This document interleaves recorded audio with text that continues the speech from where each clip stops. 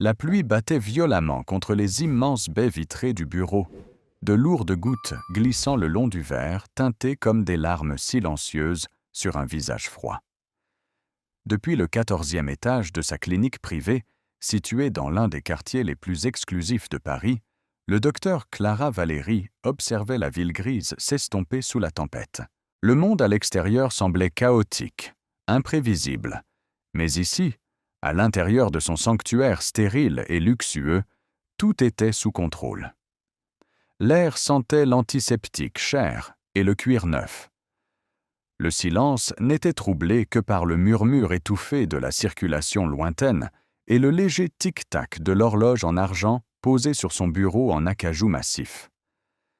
Clara prit une profonde inspiration, laissant l'air frais remplir ses poumons. Elle avait 34 ans, mais ses yeux, d'un brun profond et insondable derrière la fine monture dorée de ses lunettes, portèrent la sagesse lourde d'une femme qui avait vécu plusieurs vies. Elle avait bâti cet empire médical de ses propres mains. Chaque diplôme encadré sur le mur, chaque distinction internationale, chaque patient désespéré qu'elle avait arraché aux griffes de maladies incurables, représentait une brique dans la forteresse qu'elle avait construite autour de son cœur. Elle était intouchable. Ou du moins, c'est ce qu'elle croyait jusqu'à cette seconde précise. Sur la surface immaculée de son bureau, un dossier médical à la couverture cartonnée grise l'attendait. C'était le dernier patient de la journée. Un cas pédiatrique complexe, transféré en urgence depuis la Suisse. Clara s'assit dans son fauteuil ergonomique, ajusta machinalement le col de sa blouse blanche d'une propreté éclatante et ouvrit la première page. Ses doigts, d'ordinaire si fermes et précis lorsqu'il tenait un scalpel, se figèrent soudainement.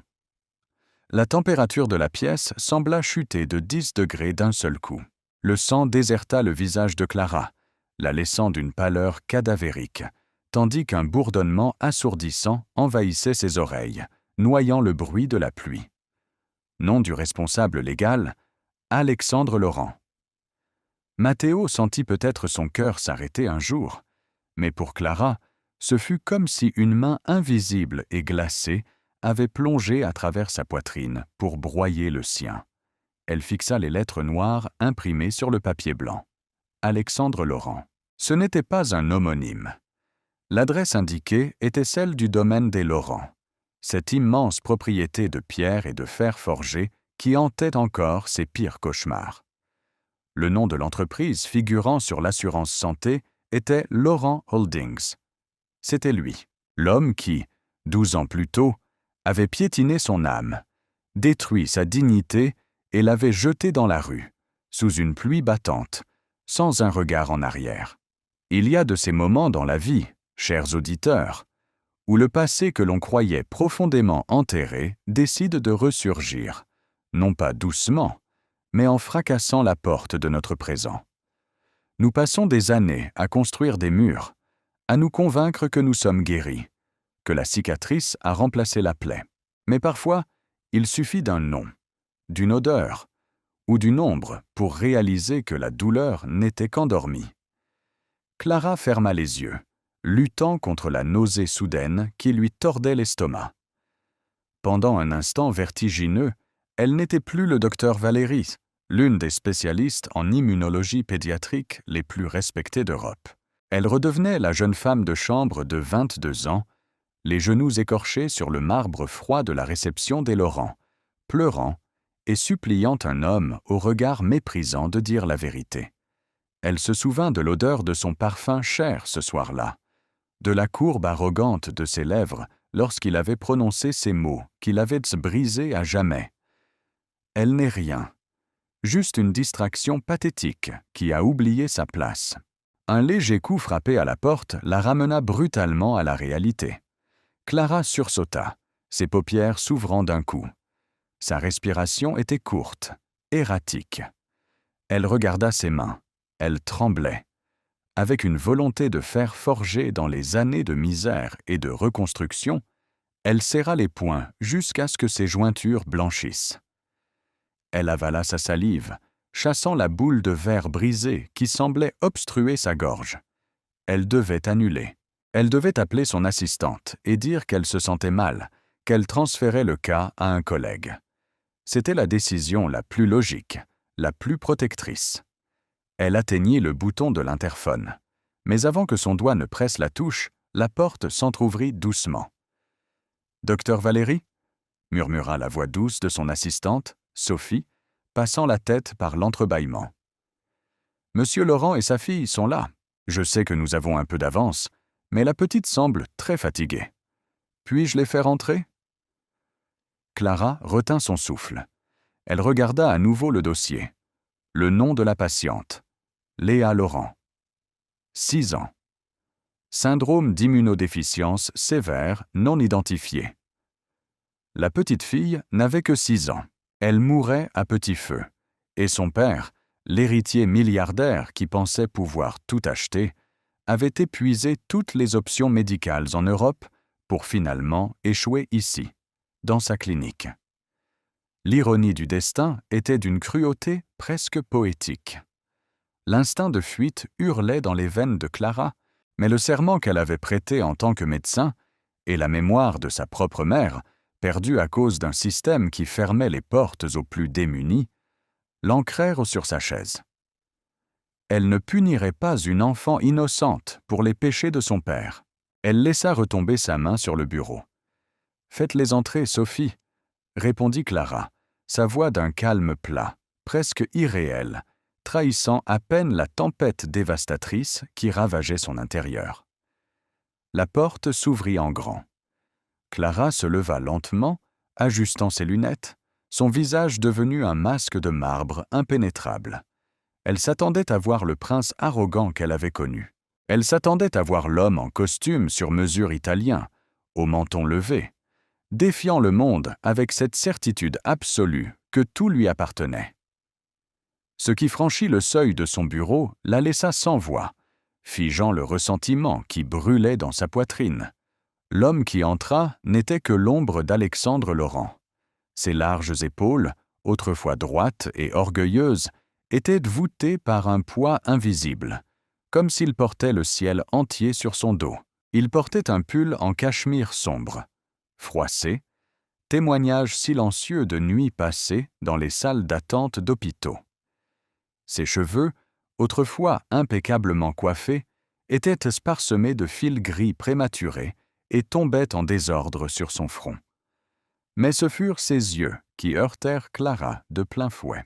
Ses yeux gris tempête, autrefois si froids et calculateurs, étaient maintenant creusés de cernes profonds, injectés de sang, et remplis d'un désespoir si brut, si animal, qu'ils semblaient palpiter dans l'air entre eux. C'était le regard d'un homme qui regardait son monde s'effondrer et qui n'avait plus rien à quoi se raccrocher. Il tenait fermement, presque désespérément, la petite main d'une enfant. Léa. La fillette était d'une pâleur translucide, sa peau ressemblant à de la porcelaine fine sur le point de se briser. Ses grands yeux fatigués balayèrent la pièce avant de s'arrêter sur Clara. Elle tenait un petit lapin en peluche usé contre sa poitrine, respirant avec une difficulté évidente, chaque inspiration semblant lui demander un effort colossal. Clara resta immobile derrière son bureau. Elle sentit ses ongles s'enfoncer dans la paume de ses mains. « Il ne me reconnaît pas », réalisa-t-elle avec un mélange de soulagement et d'amertume. Et comment le pourrait-il ? 12 ans avaient passé. La jeune fille maigre, effrayée, aux cheveux longs et au regard naïf n'existait plus. Clara avait désormais les cheveux coupés au carré, raides et stricts.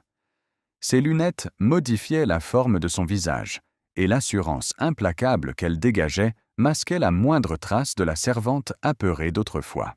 Surtout, elle se présentait sous le nom de Docteur Valérie, utilisant le nom de famille de son défunt mari qui l'avait aidé à fonder la clinique avant d'être emporté par un accident tragique des années plus tôt.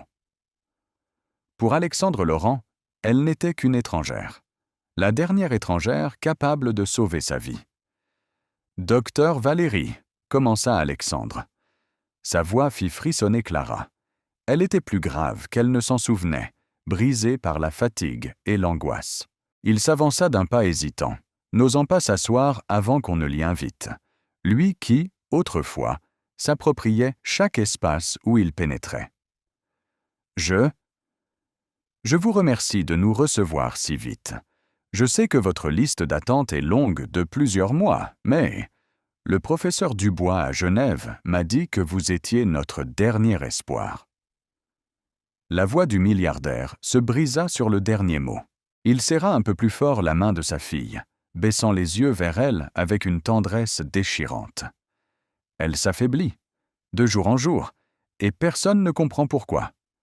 Clara l'observa, silencieuse, laissant le silence s'étirer.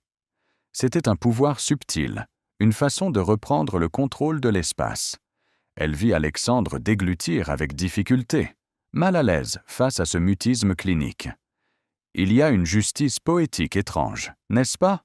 Parfois, la vie s'arrange pour placer nos bourreaux à genoux devant nous, non pas pour que nous les écrasions, mais pour tester la force de notre propre humanité. Clara regardait l'homme qui l'avait détruite plaider pour sa pitié. « Asseyez-vous, monsieur Laurent », ordonna finalement Clara d'une voix professionnelle, lisse, dénuée de la moindre inflexion émotionnelle, le ton sec d'un général sur un champ de bataille. Alexandre obéit immédiatement, soulevant délicatement Léa pour l'installer sur le grand fauteuil en cuir avant de s'asseoir au bord du sien, tendu comme un arc. Clara contourna lentement son bureau, l'air indifférent, mais chaque pas résonnait dans sa tête comme un battement de tambour. Elle s'approcha de la petite fille. « Bonjour, Léa », dit Clara, et pour la première fois, la glace dans sa voix se fissura, laissant transparaître une douceur maternelle authentique. Elle s'accroupit pour être à la hauteur de l'enfant. « Je m'appelle Clara. Quel est le nom de ton ami ?» demanda-t-elle en désignant le lapin en peluche. « Monsieur Moustache », murmura la petite fille d'une voix si faible qu'elle ressemblait au bruissement d'une feuille sèche. « Mais il est fatigué, lui aussi. » Clara sentit une brûlure derrière ses yeux, une empathie fulgurante qui menaçait de renverser les murs de sa forteresse. L'innocence de cet enfant était une lumière pure, contrastant violemment avec les ténèbres de la pièce et le passé de son père. « Alors nous allons essayer de vous redonner de l'énergie à tous les deux, » répondit Clara avec un sourire doux et mesuré. Elle sortit son stéthoscope. « Puis-je écouter ton cœur, Léa, juste pour entendre la musique qu'il fait ?» La petite hocha lentement la tête. Tandis que Clara ajustait les embouts de son stéthoscope, elle sentit le regard lourd et anxieux d'Alexandre posé sur elle. Il la regardait avec une intensité désespérée, cherchant dans ses gestes la moindre once d'espoir, la moindre promesse de miracle. Si près de lui, Clara pouvait sentir son odeur. Ce n'était plus le parfum épicé et arrogant d'autrefois. C'était l'odeur du café froid, du savon antiseptique des hôpitaux et de la peur pure. Une peur paralysante. Elle posa le pavillon froid sur la poitrine de la fillette. Le cœur de Léa battait vite, trop vite, luttant pour compenser un système qui s'effondrait de l'intérieur. Clara ferma les yeux pour se concentrer sur les battements rythmiques, mais l'obscurité de ses paupières closes trahit sa volonté. Soudain, le son du cœur de la petite fille se transforma. Le rythme devint celui de la pluie battante sur le pavé parisien. Clara revit l'éclair illuminant le ciel sombre. Elle revit la porte d'entrée massive du manoir des Laurent claquer violemment, poussée par les gardes de sécurité. Elle se revit sur le trottoir, trempée jusqu'aux os, serrant contre elle son misérable sac de toile contenant son uniforme de bonne. Elle pleurait, appelant le nom d'Alexandre à travers les grilles en fer forgé. « Alexandre, dis-leur que je n'ai rien volé. Tu sais que c'est faux. Alexandre, je t'en supplie, ma mère a besoin de ce salaire pour ses médicaments. » Mais à travers les grilles, Alexandre se tenait sur le perron, à l'abri, flanqué de sa mère, Madame Laurent, dont le visage était déformé par un mépris aristocratique glaçant. Alexandre avait croisé le regard de Clara une dernière fois. Elle y avait cherché l'amour qu'il lui chuchotait dans l'obscurité de la bibliothèque les nuits précédentes. Elle y avait cherché le courage, mais elle n'y trouva que la lâcheté d'un garçon trop faible pour affronter le jugement de son monde. Il détourna les yeux, tourna les talons et rentra dans la chaleur opulente de sa maison, la laissant mourir de froid, emportant avec lui l'argent, sa réputation et la seule chance de survie de sa mère malade. Clara ouvrit brusquement les yeux, le souffle coupé, arrachant presque le stéthoscope de ses oreilles. Alexandre se pencha en avant, le visage tordu par la panique. « Quoi? Qu'y a-t-il, docteur? Vous avez entendu quelque chose d'anormal » Sa voix était aiguë, frôlant l'hystérie. Ses mains qui avaient autrefois repoussé Clara dans le néant, étaient jointes en un geste de prière désespéré. Clara cligna des yeux, chassant les fantômes de la pluie et de la trahison pour revenir à la lumière artificielle de son cabinet. Elle respira lentement, forçant son rythme cardiaque à ralentir. Elle rangea son stéthoscope autour de son cou, reprenant sa posture de médecin intouchable. Elle devait ériger des barrières infranchissables si elle voulait survivre à cette épreuve. Elle se redressa, regardant l'homme détruit devant elle de toute sa hauteur. « Le rythme cardiaque de votre fille est tachycardique, Monsieur Laurent. C'est une réponse typique à l'inflammation systémique prolongée que décrivent ces dossiers, » dit-elle d'un ton glacial et technique, sans la moindre trace d'empathie, le fixant droit dans les yeux. Son système immunitaire attaque ses propres tissus. Si nous ne trouvons pas le déclencheur exact dans les prochaines semaines, les organes commenceront à défaillir, l'un après l'autre. Alexandre ferma les yeux, encaissant le coup comme si Clara venait de le frapper physiquement. Une larme solitaire et silencieuse s'échappa de ses paupières serrées et roula sur sa joue mal rasée. Il baissa la tête, fixant le sol immaculé de la clinique. « Je vous en supplie, » murmura-t-il, la voix brisée, s'adressant davantage à ses propres chaussures qu'au médecin. « J'ai tout l'argent du monde. Je peux construire une aile d'hôpital entière. Je peux financer vos recherches pour le reste de votre vie. Je vous donne tout ce que je possède. Mais sauvez-la. C'est tout ce qu'il me reste. Ma femme est partie quand les médecins ont dit qu'il n'y avait plus d'espoir. Je n'ai plus qu'elle. Si elle part, je meurs avec elle. » Clara observa l'homme le plus puissant qu'elle connaisse, l'homme qui l'avait humiliée parce qu'elle n'avait pas d'argent, utilisait maintenant cet argent désespérément, inutilement, pour acheter l'impardonnable, pour acheter la vie. L'argent des Laurent, qui lui avait été refusé des années plus tôt pour acheter de simples antibiotiques à sa mère, ne valait plus rien face à la fragilité de la vie de cet enfant. La balance de l'univers venait de s'équilibrer d'une manière effrayante. Elle sentit une boule se former dans sa gorge. La vengeance, se dit-elle, aurait été de le regarder droit dans les yeux et de lui dire « Prenez vos milliards, Monsieur Laurent, et sortez de ma clinique. » Elle en avait le pouvoir. Elle pouvait refuser le cas. Elle pouvait le renvoyer dans la tempête, exactement comme il l'avait fait. L'idée effleura son esprit. Tentatrice, sombre, chuchotant une promesse de justice rétributive.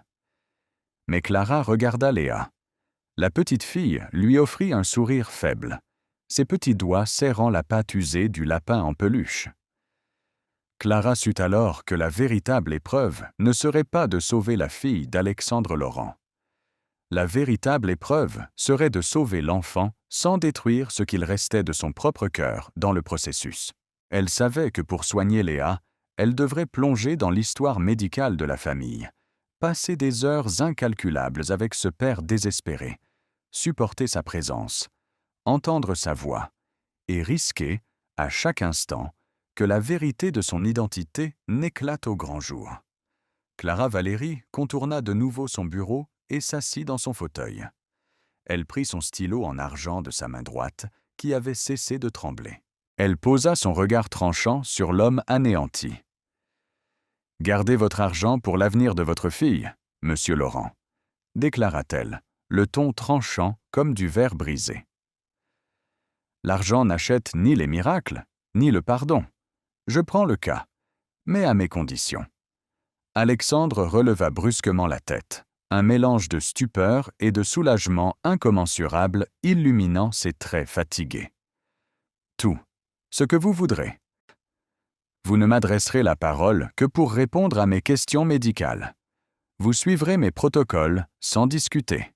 Et surtout, ajouta Clara, abaissant la voix d'un demi-ton, s'assurant que chaque mot s'enfonce comme un poignard de glace. Vous ne tenterez jamais d'acheter mon équipe ni de contrôler la façon dont je travaille. Ici, ce n'est pas votre conseil d'administration. Ici, c'est mon territoire. Est-ce bien clair? Alexandre hocha la tête avec ferveur, ignorant totalement le mépris sous-jacent dans les mots du médecin. Il ne voyait en elle qu'un phare dans la nuit la plus sombre de son existence. Il ne voyait pas l'ouragan qui se préparait derrière les yeux de cette femme. « Très clair, docteur. Merci. Merci infiniment.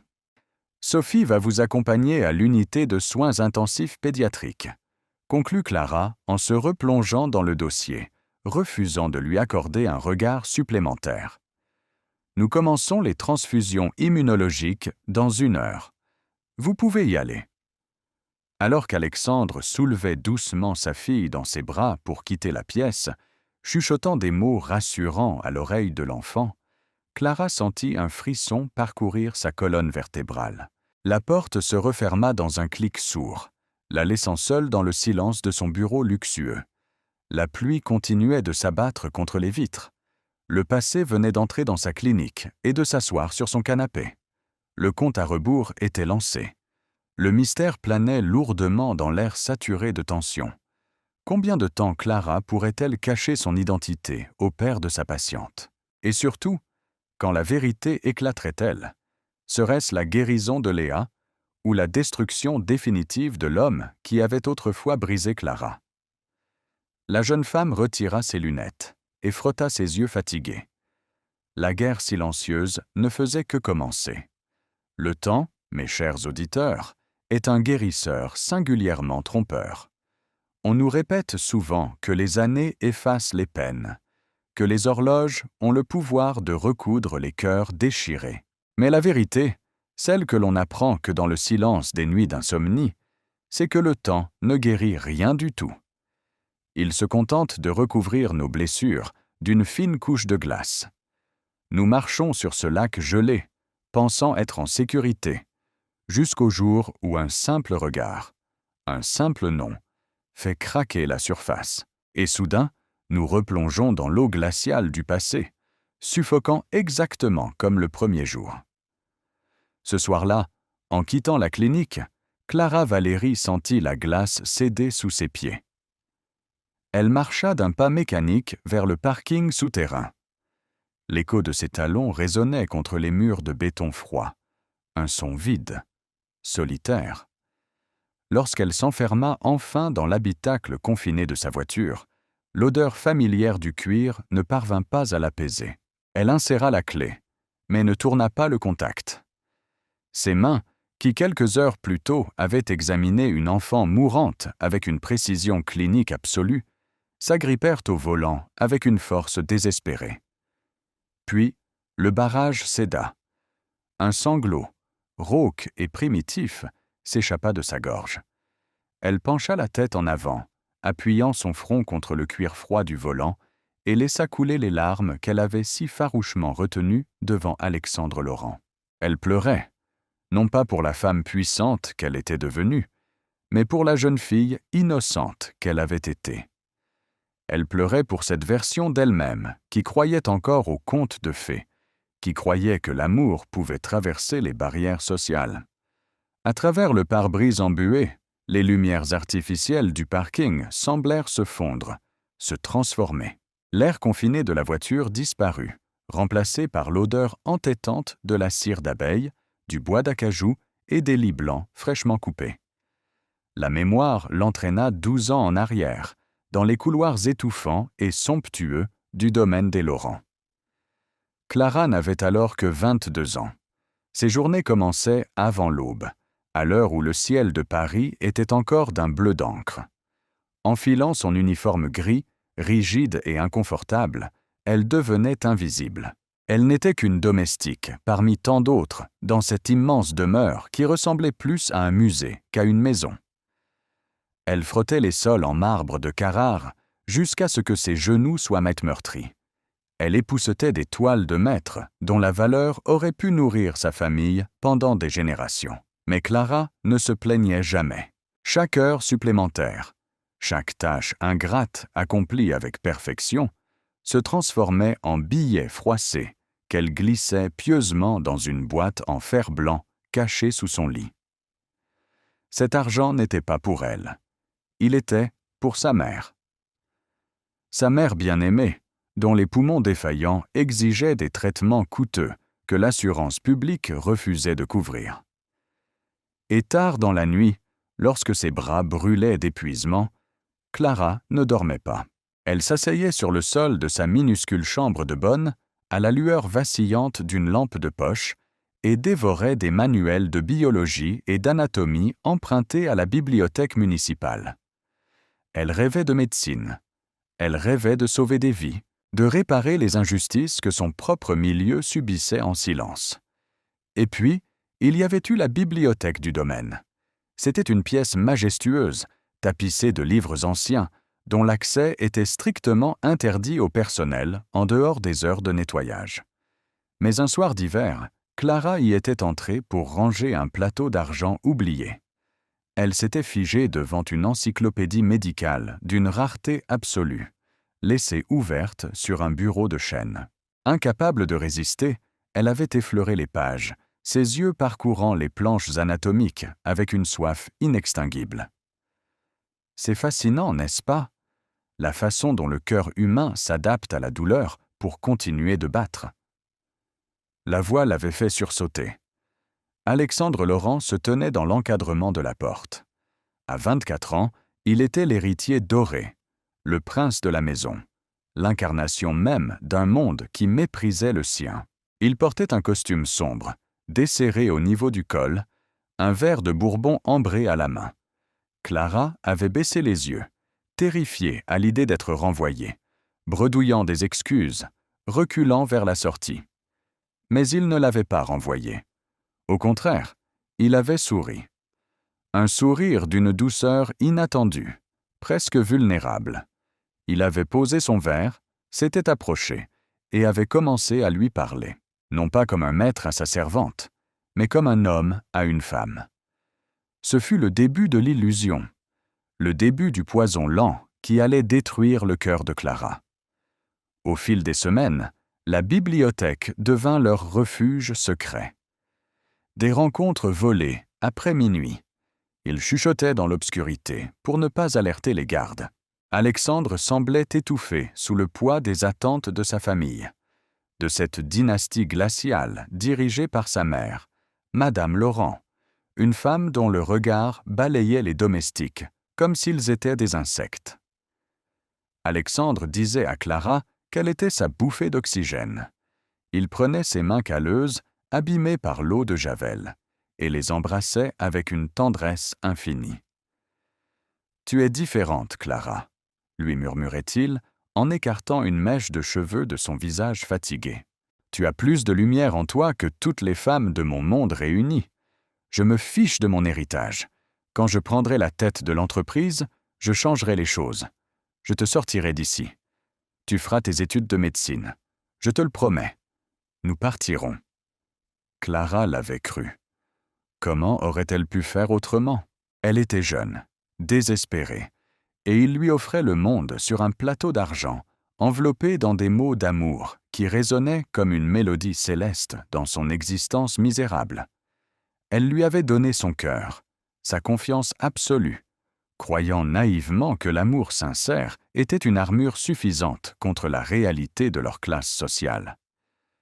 La chute n'en fut que plus dévastatrice. Le souvenir se précisa dans l'esprit de Clara, la frappant avec la violence d'un accident de voiture. La nuit du grand gala d'hiver. Le manoir grouillait de l'élite parisienne. Clara courait d'un bout à l'autre des cuisines, épuisée. Soudain, un silence de plomb s'était abattu sur le grand hall. Madame Laurent, vêtue d'une robe de soie émeraude, se tenait en haut du grand escalier de marbre, le visage tordu par une fureur calculée. Le collier de diamants de la famille, une pièce inestimable, avait disparu. Clara se souvenait de l'humiliation brutale de la fouille. Les gardes de sécurité avaient traîné le personnel dans le hall. Les invités, leur coupe de champagne à la main, observaient la scène avec une curiosité morbide, chuchotant entre eux. Clara tremblait de froid et de peur, mais elle gardait la tête haute, sachant qu'elle n'avait rien à se reprocher.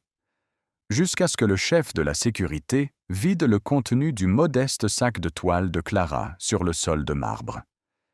Ses clés, un manuel d'anatomie corné, son porte-monnaie usé et, roulé dans un mouchoir, la rivière de diamants étincelante.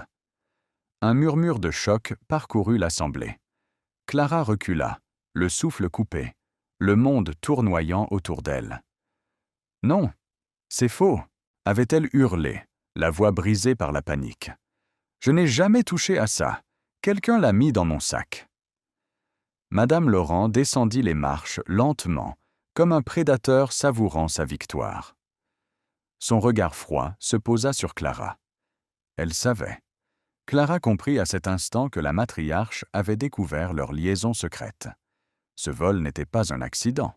C'était une exécution publique, une façon de détruire la crédibilité de la jeune fille et de l'effacer définitivement de la vie de son fils. « Une voleuse pathétique !» cracha Madame Laurent, sa voix résonnant sous les hauts plafonds. « Je vous ai accueilli sous mon toit, et voilà comment vous remerciez ma charité. Appelez la police. » C'est alors qu'Alexandre s'était avancé à travers la foule. Clara sentit une étincelle d'espoir s'allumer dans sa poitrine terrifiée.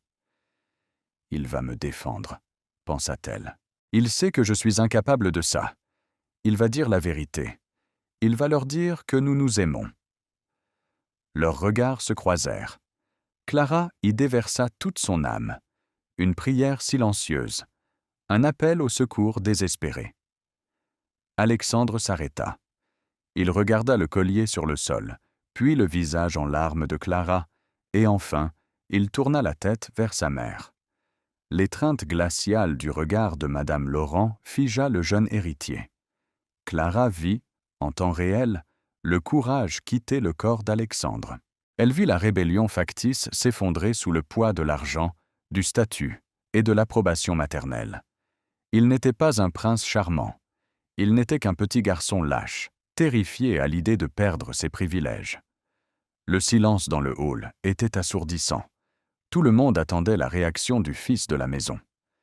Alexandre redressa les épaules, ajusta les boutons de sa veste sur mesure, et le regard qu'il posa ensuite sur Clara était d'une froideur mortelle. Il avait revêtu le masque de sa mère.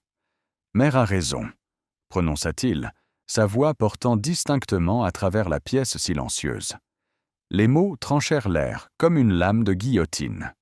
« Renvoyez-la immédiatement. Ne perdez même pas de temps avec la police pour une si petite frappe. Elle n'est rien.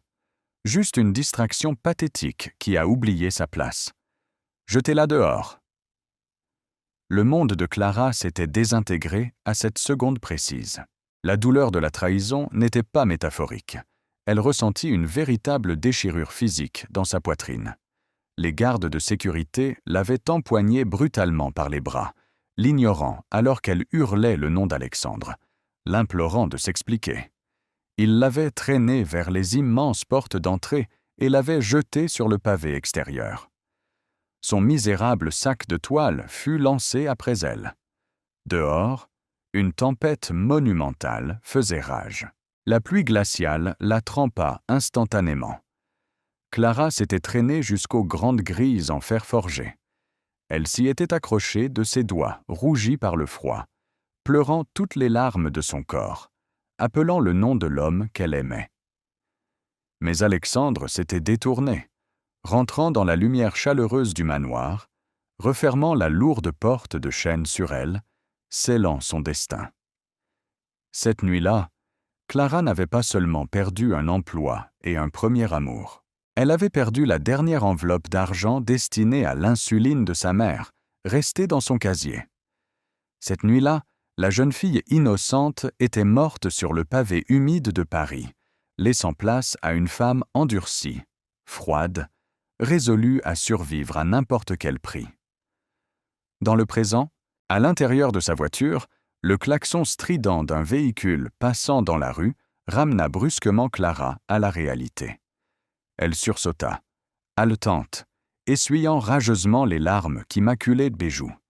Le cœur battant à tout rompre, elle se regarda dans le rétroviseur central. Ses yeux étaient rouges, son maquillage légèrement coulé. Elle détestait cette faiblesse. Elle détestait qu'après tout ce qu'elle avait accompli, après avoir reconstruit sa vie de ses propres mains ensanglantées, cet homme ait encore le pouvoir de la réduire en miettes avec un simple regard. « Non », murmura-t-elle dans le silence de la voiture, sa voix tremblante mais chargée d'une détermination farouche. « Plus jamais. Tu n'es plus cette petite fille effrayée, Clara. Tu es le docteur Valéry. Il est sur ton territoire, maintenant. » Elle prit une lingette dans sa boîte à gants, nettoya soigneusement son visage, respira profondément jusqu'à ce que son rythme cardiaque redevienne régulier et démarra le moteur. La façade de fer était de nouveau en place. Le masque professionnel était restauré. Le lendemain matin, la clinique de Clara bourdonnait d'une activité contrôlée. L'unité de soins intensifs pédiatriques, avec ses murs peints de couleurs douces et ses machines émettant des bips réguliers, était le cœur battant du bâtiment. Clara, vêtue de sa blouse blanche impeccable, son stéthoscope autour du cou, marchait d'un pas militaire dans le couloir principal. Son esprit était un mur de glace. Elle avait passé la nuit à étudier les centaines de pages du dossier médical de la petite Léa Laurent, cherchant une faille, un détail que les autres médecins auraient manqué. Lorsqu'elle entra dans la chambre 402, l'air sembla immédiatement plus lourd. La chambre était baignée par la lumière pâle du matin. Au centre, sur un lit beaucoup trop grand pour elle, la petite Léa reposait, reliée à une série de moniteurs par de fins câbles colorés. Elle dormait, sa respiration courte et superficielle soulevant doucement sa poitrine. Et dans le coin de la pièce, assis sur une chaise inconfortable, se trouvait Alexandre. Il ne dormait pas. Il n'avait probablement pas fermé l'œil de la nuit. Ses coudes étaient posés sur ses genoux, son visage enfoui dans ses mains. À l'approche de Clara, il releva brusquement la tête, comme un animal aux aguets. Les cernes sous ses yeux s'étaient creusées davantage, lui donnant l'apparence d'un spectre hantant les couloirs d'un hôpital. Clara s'avança sans dire un mot, ses yeux fixés sur les moniteurs. C'est ici que l'escalade émotionnelle commençait. C'est ici que la torture psychologique prenait racine. Chaque jour, elle devrait être dans la même pièce que lui. Chaque jour, elle devrait sentir son regard peser sur elle, entendre cette voix qui avait prononcé son arrêt de mort sociale. « Les constantes sont stables pour le moment », déclara froidement Clara en inscrivant des notes sur sa tablette lumineuse. Les immunosuppresseurs de première ligne semblent contenir la crise immédiate. Mais c'est provisoire, un pansement sur une hémorragie. Alexandre se leva lentement, s'approchant du pied du lit, gardant une distance respectueuse. Son regard, autrefois empreint de cet aplomb insupportable, cherchait maintenant le visage de Clara, avec une dévotion presque religieuse. « Elle a gémi pendant la nuit », murmura-t-il, la voix rauque. Elle disait qu'elle avait froid aux jambes. J'ai demandé des couvertures supplémentaires, mais les infirmières ont dit que sa température corporelle était normale. « C'est une neuropathie périphérique, Monsieur Laurent », répondit Clara sans lever les yeux de son écran. « Une inflammation des nerfs. Son propre corps attaque son système nerveux. Elle a froid, mais c'est une illusion de son cerveau. » Le mot « illusion » flotta dans l'air entre eux, chargé d'une ironie que seul le docteur Valéry pouvait percevoir. Alexandre passa une main tremblante dans ses cheveux grisants. « Que pouvons-nous faire pour la soulager? Je ne supporte pas de la voir souffrir. »« Docteur !» Il fit un pas vers elle, brisant la distance de sécurité. L'odeur de son désespoir frappa Clara de plein fouet. « Je ferai n'importe quoi. S'il faut une greffe, prenez ce dont vous avez besoin sur moi. Moelle osseuse, organes, peu importe le risque. Je vous signe toutes les décharges. Prenez ma vie, si cela peut sauver la sienne. » Clara cessa de taper sur sa tablette. Elle releva lentement la tête, ses yeux bruns, froids et impénétrables, plongeant dans le regard gris tempête de l'homme qui se tenait devant elle. Il était sincère. Clara le lisait avec une acuité parfaite. L'homme égoïste qui avait sacrifié la vie d'une jeune femme pour protéger son héritage n'existait plus. À la place se tenait un père, prêt à s'arracher le cœur de la poitrine pour sa fille. C'était une révélation douloureuse, une dissonance cognitive qui secoua les fondations de la haine de Clara. S'il était capable d'un amour aussi sacrificiel, pourquoi ne l'avait-il pas trouvé digne d'une once de compassion 12 ans plus tôt? Pourquoi sa propre mère, à elle, valait-elle moins que cet enfant dans la grande balance de l'univers d'Alexandre Laurent? Cette pensée faillit faire vaciller le masque de Clara.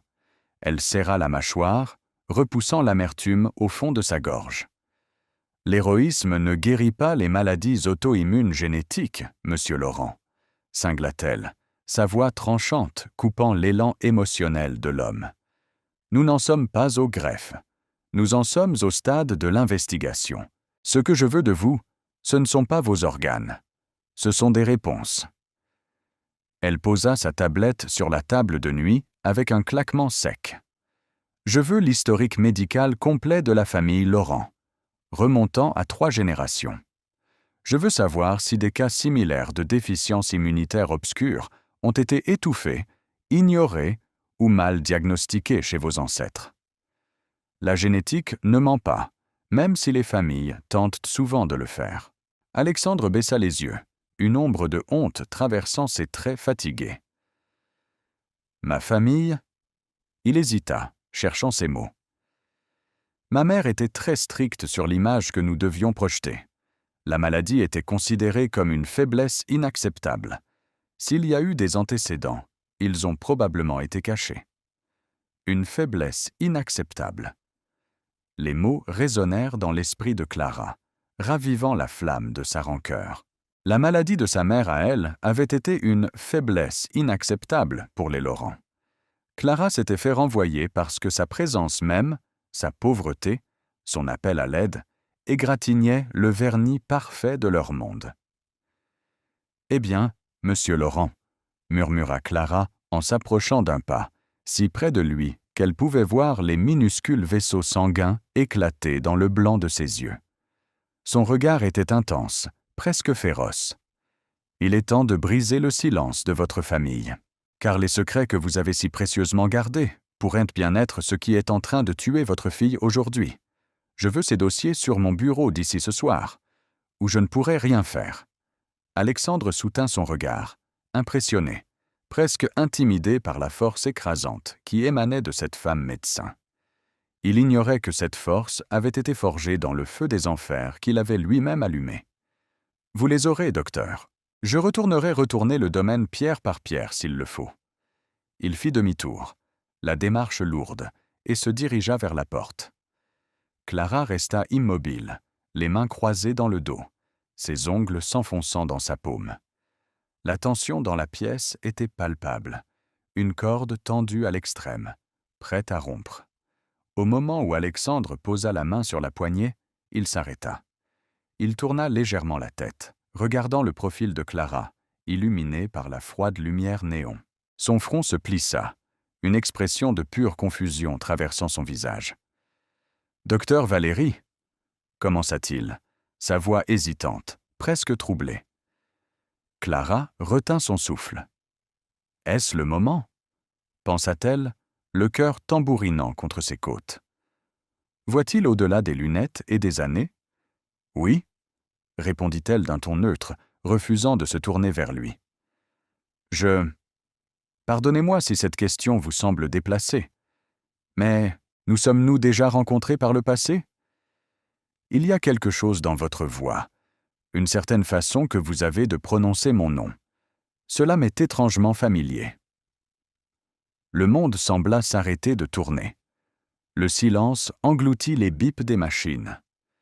Clara fixa le mur blanc devant elle. La vérité était là, suspendue dans l'air, au bord de ses lèvres. Elle aurait pu se retourner. Elle aurait pu retirer ses lunettes, le regarder dans les yeux et prononcer ces mots. « Je suis la femme que tu as laissée mourir dans la pluie. » Mais ce n'était pas l'heure. La justice émotionnelle, pour être véritablement cathartique, ne doit pas être précipitée. Elle doit cuire à feu doux, lentement, jusqu'à ce que l'âme soit prête à en supporter le poids. Clara tourna lentement la tête, fixant Alexandre avec une froideur absolue, un masque de perfection clinique. « Vous êtes un homme puissant et très médiatisé, monsieur Laurent, » répondit-elle avec un calme glaçant. « Mon visage a figuré dans plusieurs revues médicales que vous avez dû consulter avant de venir me supplier de prendre votre fille en charge. C'est votre angoisse qui vous joue des tours. Maintenant, allez chercher ces dossiers. Le temps de Léa est compté. » Alexandre cligna des yeux, comme s'il s'éveillait d'un rêve étrange. La familiarité disparut, remplacée par l'urgence paternelle. Il hocha la tête, s'excusa d'un bref murmure et disparut dans le couloir. Clara s'appuya contre le mur, relâchant un souffle tremblant. Ses jambes menaçaient de se dérober sous elle. Le jeu du chat et de la souris venait de prendre un tournant dangereux. Chaque jour passé à ses côtés serait un pas de plus vers l'abîme. Elle regarda la petite Léa, dormant paisiblement sur son lit d'hôpital. La guerre froide était déclarée. Et au centre du champ de bataille, le cœur d'un enfant et les fantômes du passé attendaient de voir qui remporterait la victoire finale.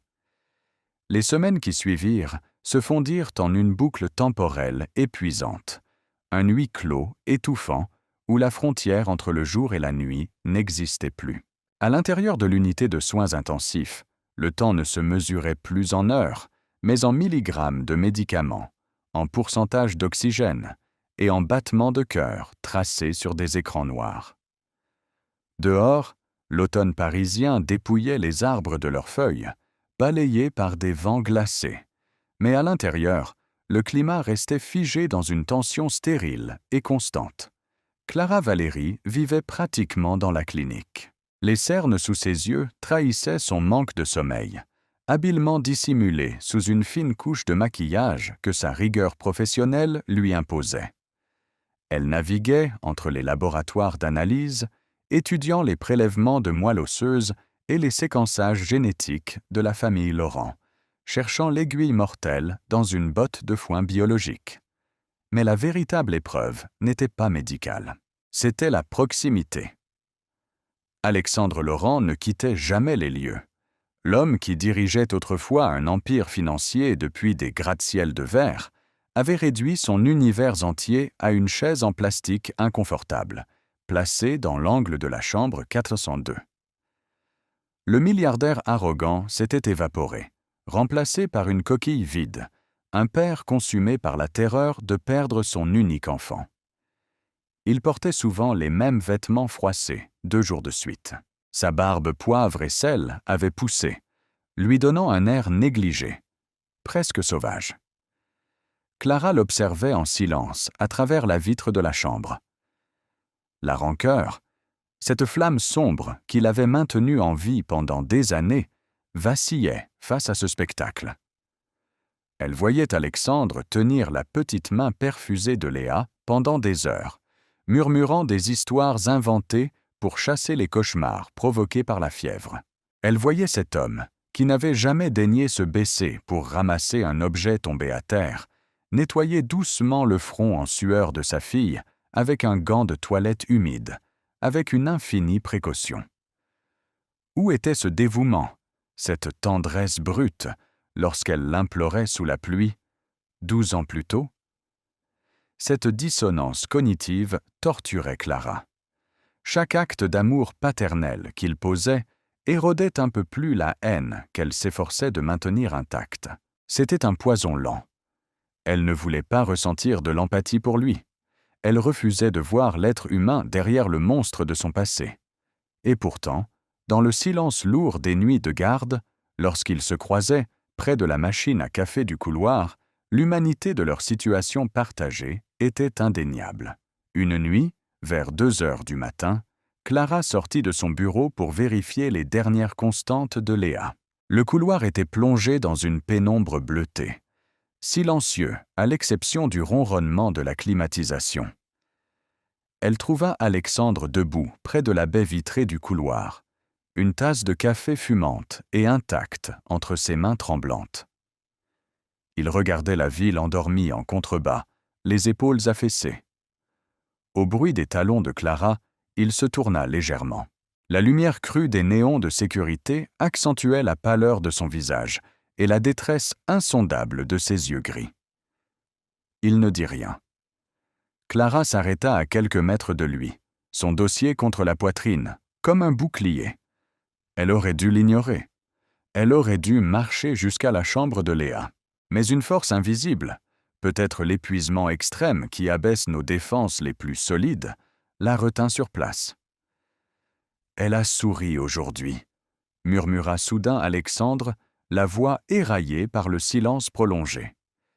Il ne la regardait pas, fixant le liquide sombre dans son gobelet en carton.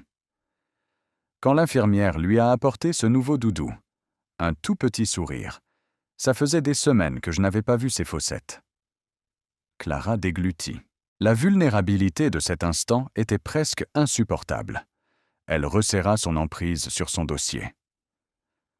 Les stéroïdes réduisent l'inflammation articulaire, Monsieur Laurent. La douleur recule, ce qui lui permet de relâcher les muscles de son visage. C'est une réaction mécanique, répondit-elle, s'efforçant de maintenir un ton strictement clinique, froid, implacable. Alexandre ferma les yeux, un sourire triste et amer étirant ses lèvres gercées. Vous avez cette capacité fascinante, docteur, de transformer un miracle en une simple équation mathématique. Vous refusez obstinément l'espoir, n'est-ce pas? Clara sentit une étincelle de colère, ou peut-être de panique, s'allumer en elle. Il s'approchait trop près de la vérité.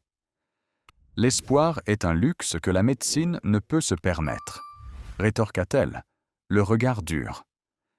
L'espoir aveugle. Les faits sauvent des vies. Et les faits nous disent que le système immunitaire de votre fille s'autodétruit et que nous n'avons toujours pas identifié la mutation génétique exacte qui en est la cause.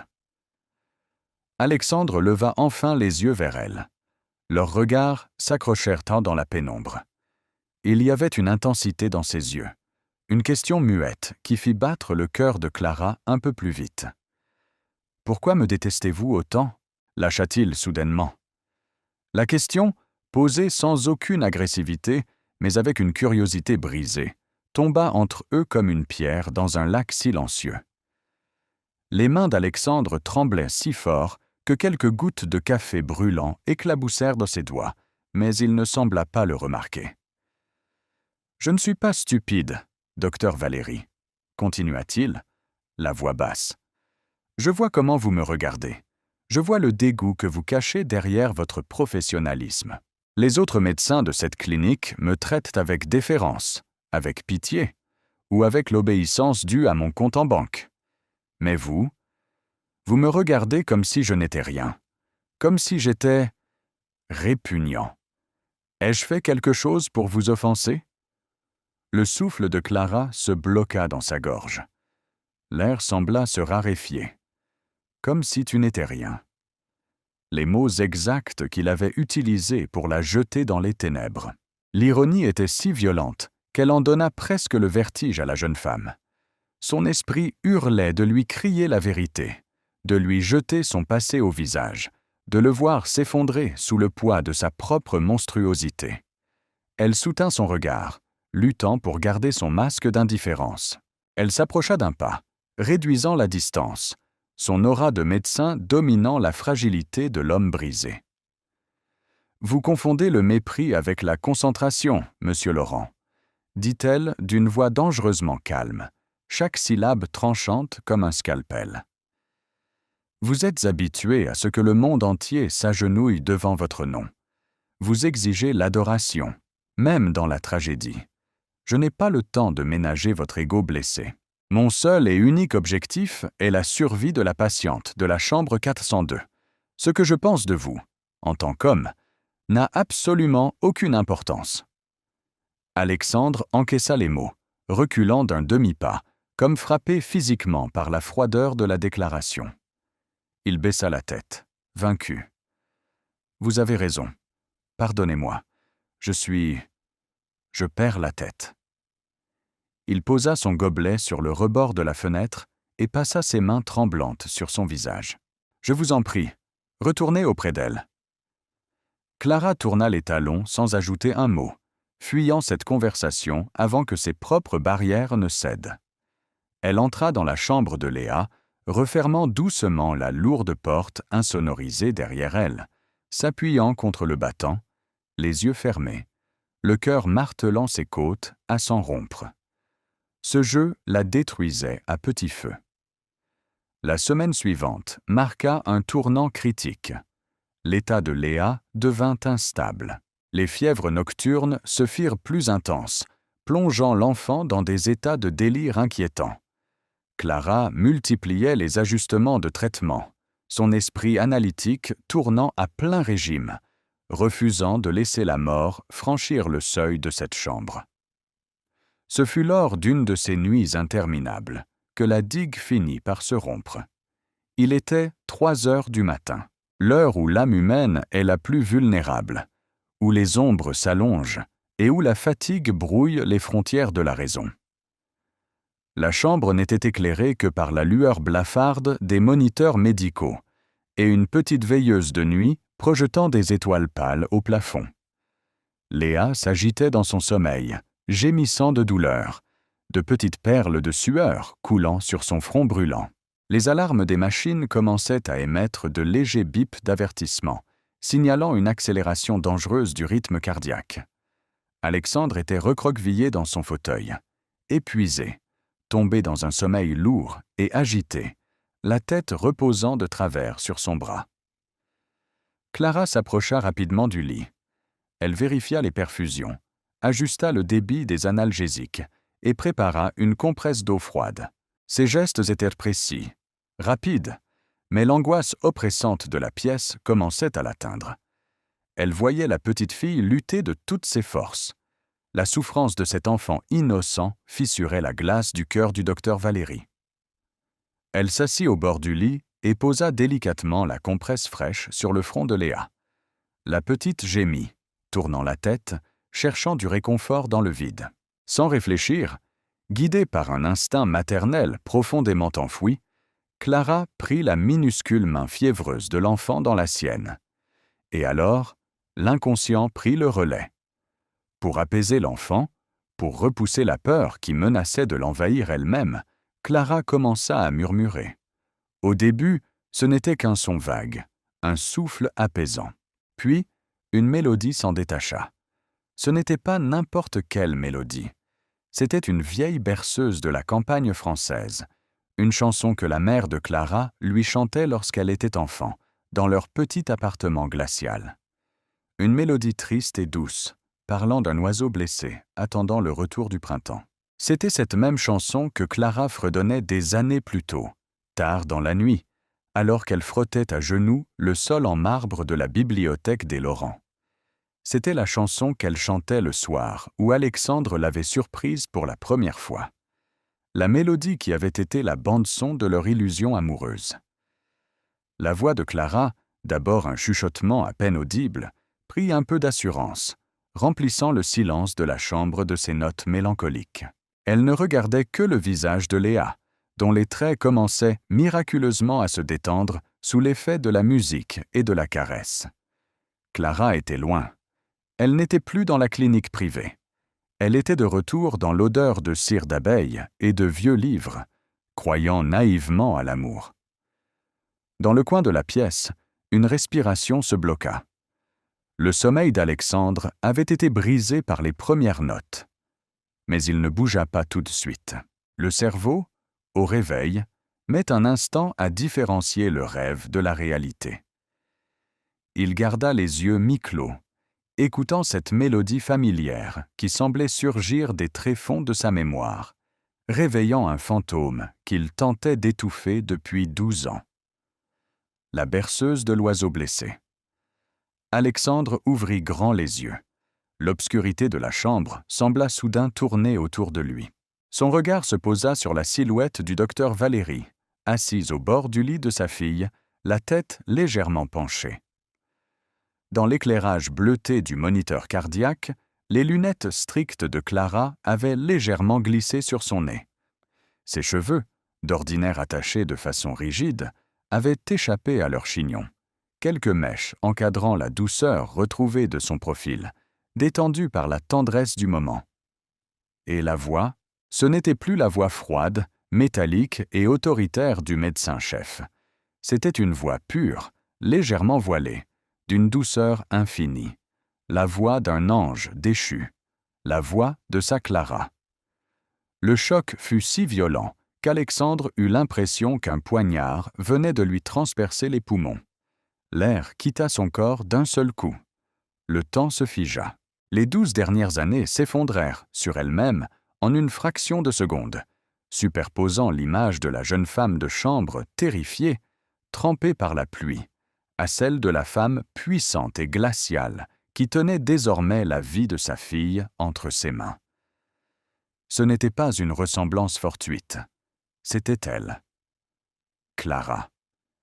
L'horreur de la réalisation le frappa avec la force d'un tsunami. Les pièces du puzzle s'assemblèrent avec une clarté aveuglante et dévastatrice. La froideur inexpliquée, le mépris glacial dans ses yeux, le refus absolu de toute empathie, l'avertissement de ne pas utiliser son argent. Tout prenait un sens macabre. La femme qu'il suppliait à genoux de sauver son enfant était la même femme qu'il avait publiquement humiliée, accusée à tort, et jetée à la rue pour sauver sa propre réputation de lâche. Il regarda ses propres mains, ces mains qu'il avait repoussées. Il l'avait laissée affronter la misère. Il l'avait détruite.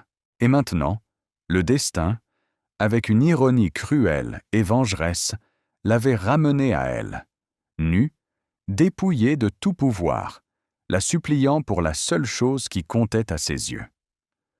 Un sanglot étranglé s'échappa de la gorge d'Alexandre avant qu'il ne puisse le retenir. Le son fut faible, mais dans le silence de la nuit, il claqua comme un coup de feu. Clara s'arrêta de chanter instantanément.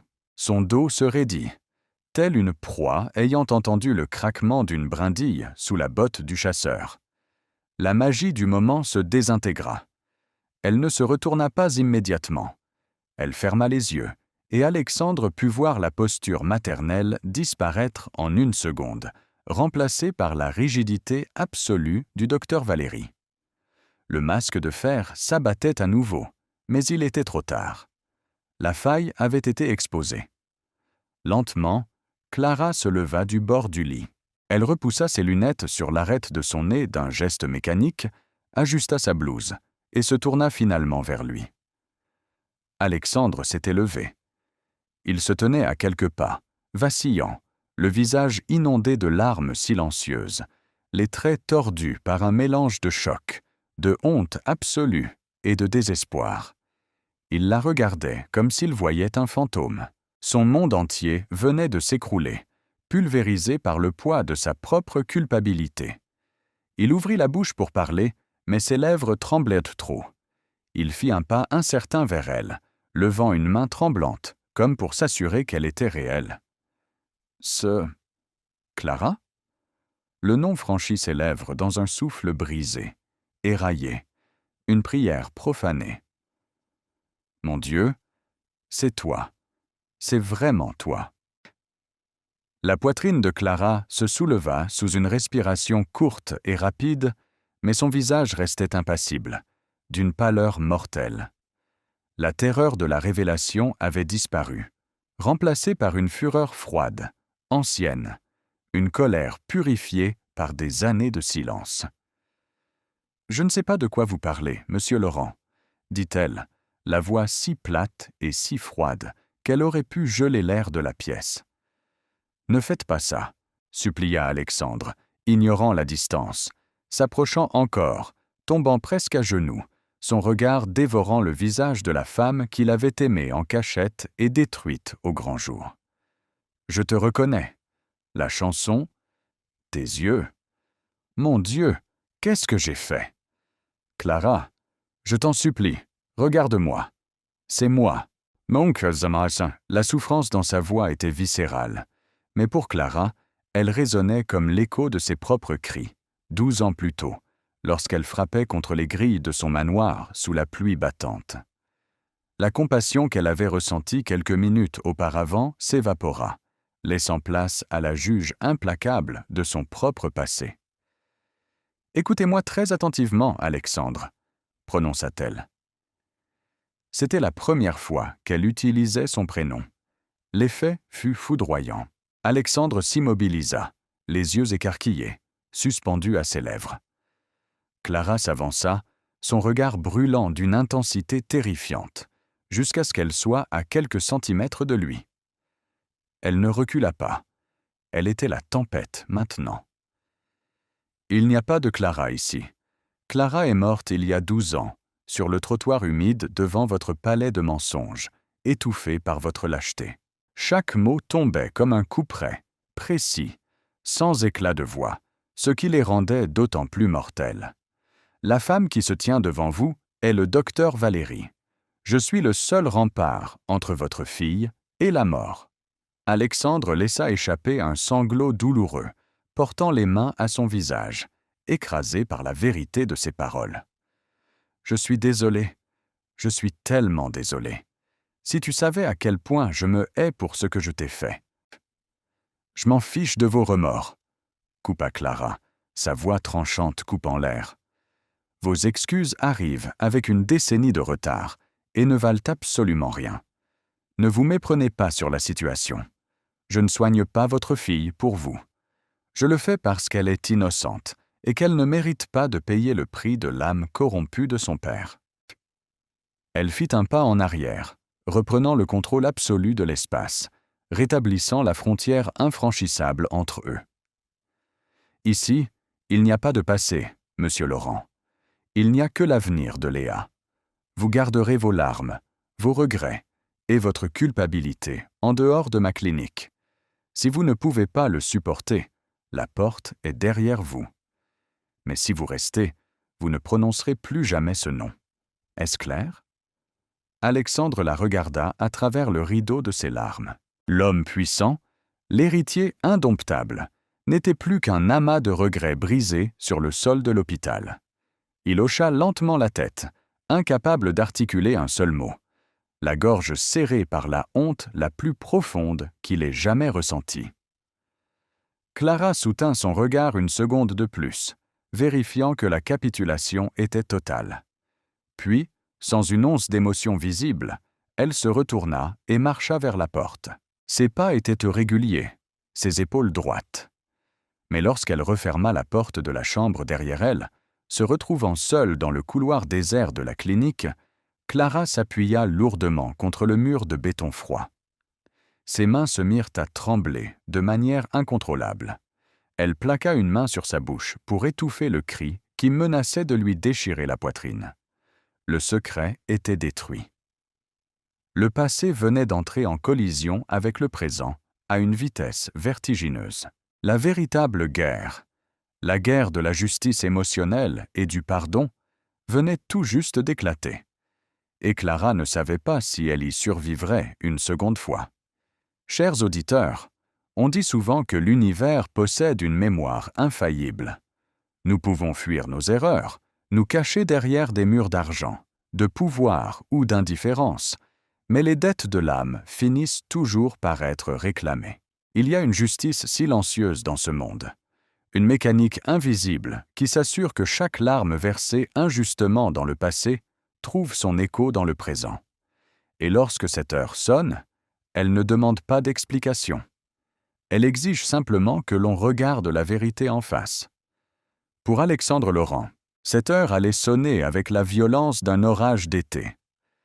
2 jours seulement après cette nuit de révélations dévastatrices, le fragile équilibre médical de la petite Léa vola en éclats. Il était 14 heures, un mardi après-midi, lorsque les alarmes de la chambre 402 déchirèrent le silence feutré de l'unité des soins intensifs. Ce n'était pas le bip régulier d'une légère anomalie, mais le hurlement strident et continu d'un arrêt respiratoire imminent. Dans son bureau, à l'autre bout du couloir, Clara releva la tête de ses microscopes, le sang se glaçant dans ses veines. L'instinct prit instantanément le pas sur la fatigue. Elle se précipita hors de la pièce, sa blouse blanche volant derrière elle, courant à perdre haleine. Lorsqu'elle franchit les portes battantes, la scène était chaotique. Alexandre était plaqué contre le mur, le visage blanc comme un linceul, les yeux exorbités par la terreur, incapable de faire le moindre mouvement. Autour du lit de Léa, 2 infirmières luttaient pour maintenir la petite fille dont le corps frêle était secoué par de violentes convulsions. Ses lèvres avaient pris une teinte bleutée terrifiante. Son système immunitaire, devenu complètement fou, attaquait désormais ses poumons et son cœur de manière simultanée. « Chariot d'urgence, tout de suite !» hurla Clara, sa voix tranchant la panique ambiante avec l'autorité absolue d'un général sur le champ de bataille. « Préparez une intubation, elle ne s'oxygène plus. Poussez 2 mg d'épinéphrine. » Elle s'empara de l'insufflateur manuel, le plaquant sur le visage minuscule de l'enfant, forçant l'air dans ses poumons défaillants. Ses mains, qui tremblaient sacs de rage et de douleur quelques nuits auparavant, étaient de maintenant d'une fermeté mécanique, guidées par des années de pratique acharnée. « Docteur !» balbutia Alexandre, s'avançant d'un pas chancelant, tendant une main vers le lit, l'air d'un homme à qui l'on arrachait le cœur à main nue. « Faites quelque chose. Clara, je t'en supplie. »« Sortez-le d'ici !» ordonna Clara, sans même lui accorder un regard, les yeux fixés sur le moniteur cardiaque dont la ligne menaçait de s'aplatir. « Sortez-le de ma chambre, je dois travailler. » 2 aides-soignants attrapèrent Alexandre par les bras et le tirèrent de force vers le couloir. Il ne lutta pas. Il se laissa traîner, les yeux rivés sur le visage de sa fille qui disparaissait derrière le dos du médecin, jusqu'à ce que les lourdes portes se referment sur lui avec un claquement sourd, le condamnant à l'enfer de l'attente. Les 48 heures qui suivirent furent une descente aux enfers. Clara ne quitta pas la clinique. Elle ne dormit pas. Elle ne mangea pas.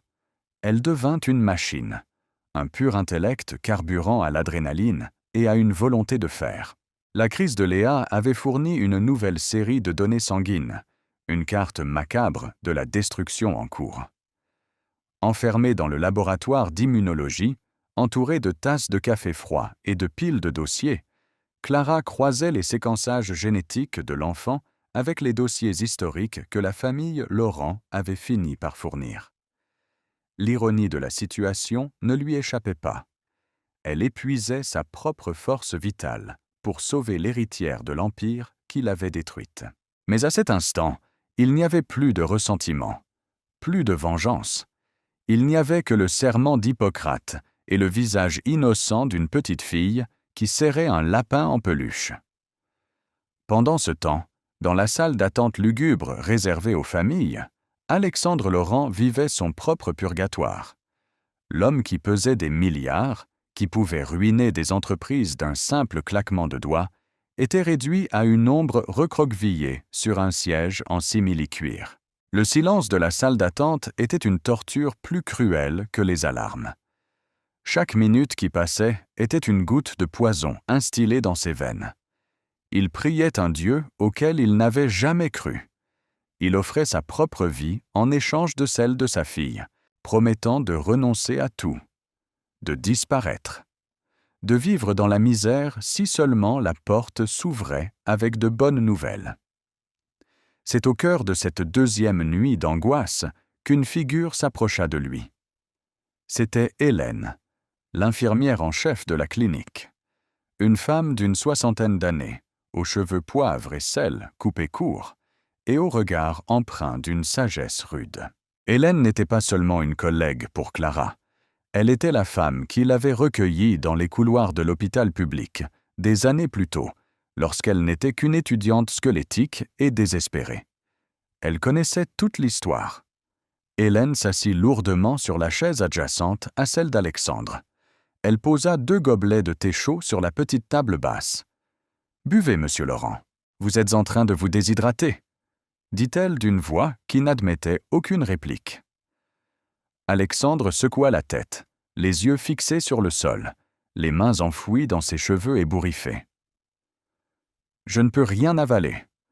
Pas tant que je ne sais pas si elle respire. » Hélène prit son propre gobelet, soufflant doucement sur le liquide brûlant.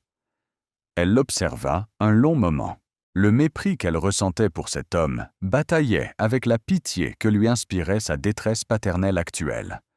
Mais certaines vérités, chers auditeurs, doivent être dites.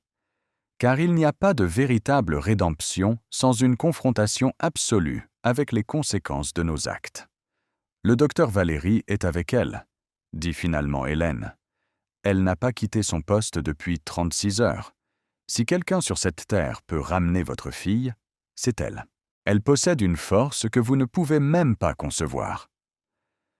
Alexandre releva lentement la tête, ses yeux rougis et gonflés rencontrant le regard sévère de l'infirmière. « Je le sais. Je sais qui elle est.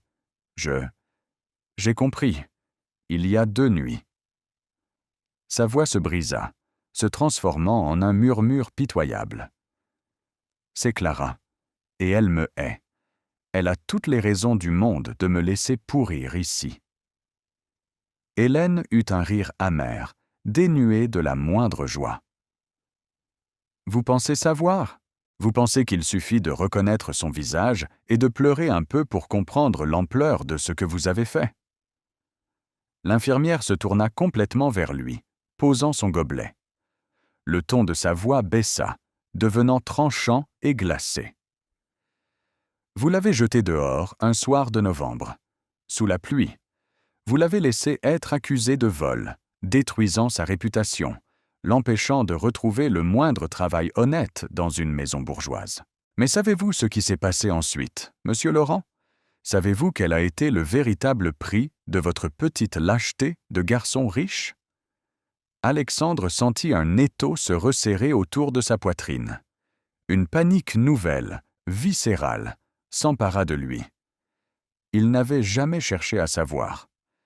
Dans sa lâcheté, il avait préféré imaginer qu'elle était retournée dans sa banlieue, qu'elle avait trouvé un autre emploi, qu'elle l'avait simplement oublié. « Que s'est-il passé ?» murmura-t-il, la peur paralysant sa langue. Hélène le fixa, implacable, devenant le bourreau émotionnel dont le destin avait besoin. Sa mère, monsieur Laurent. Sa mère souffrait d'une maladie pulmonaire grave. Clara payait ses médicaments avec l'argent qu'elle gagnait en nettoyant vos sols en marbre. Le soir où vous l'avez fait renvoyer sans solde, le soir où vous lui avez volé sa dignité, vous lui avez aussi volé la possibilité d'acheter le traitement de sa mère. Alexandre arrêta de respirer. Le monde autour de lui sembla s'effondrer au ralenti.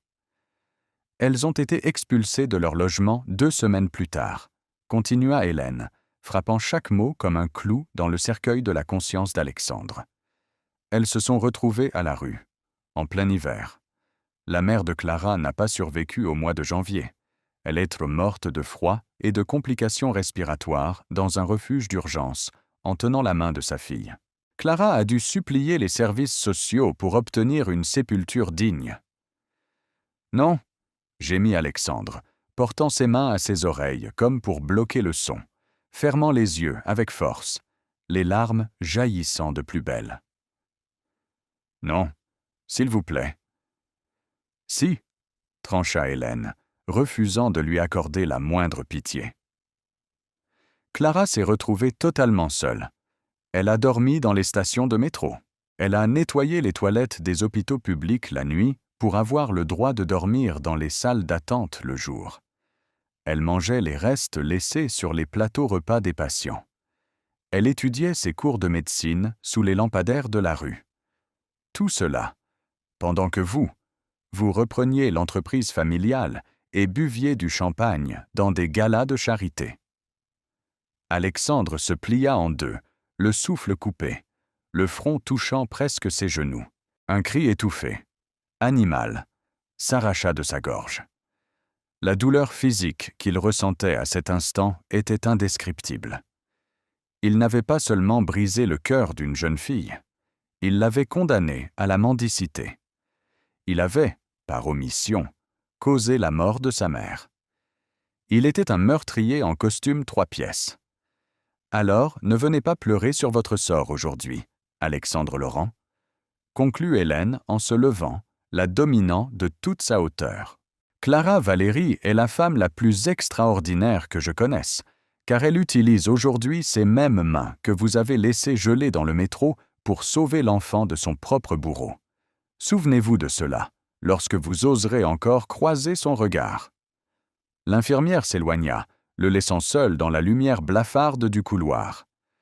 Alexandre resta plié en deux, pleurant d'une manière si primitive, si absolue, qu'il semblait vomir son âme entière, son ego, sa fierté, son héritage.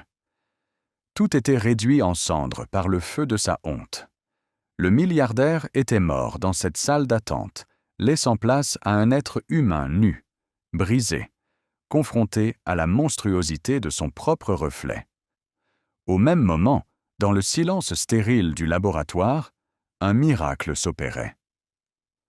À la 44e heure, les yeux injectés de sang et les mains tremblantes d'épuisement, Clara trouva la clé. Une anomalie microscopique, une mutation génétique rare cachée dans la branche maternelle de la famille Laurent. Une fois l'ennemi identifié, la stratégie devint claire. Elle formula une combinaison spécifique d'anticorps monoclonaux, un traitement ciblé d'une précision chirurgicale. Elle retourna dans la chambre de Léa. Avec l'aide de son équipe, elle injecta le sérum dans les perfusions de la petite fille. Et puis, elle s'assit. Et elle attendit. C'était l'épreuve ultime. La science avait fait tout ce qu'elle pouvait. Le reste appartenait au corps de l'enfant et à ce fil invisible qui relie la vie à l'espoir.